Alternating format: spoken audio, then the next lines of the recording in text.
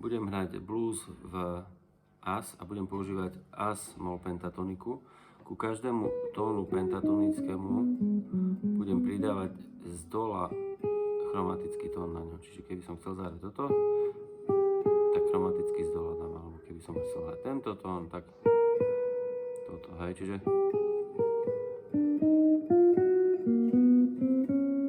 a hrám sa s tými chromatikami.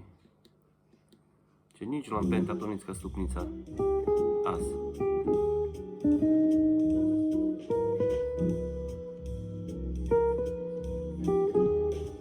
Urobím napätie, uvoľním napätie.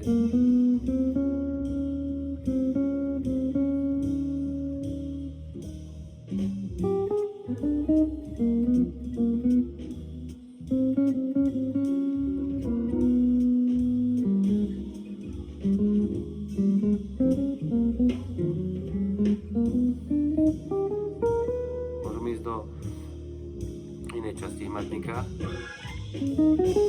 Tu mám pentatoniku, no a budem dávať tie chromatiky z dola. Tu je tón pentatoniky, ja dám chromatiku z dola. Ďalší tón pentatoniky dám chromatiku z dola.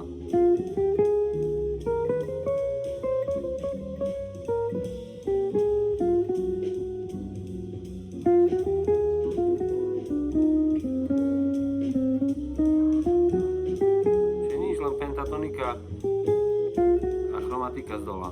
Chromatický tón z dola ku tónu pentatoniky.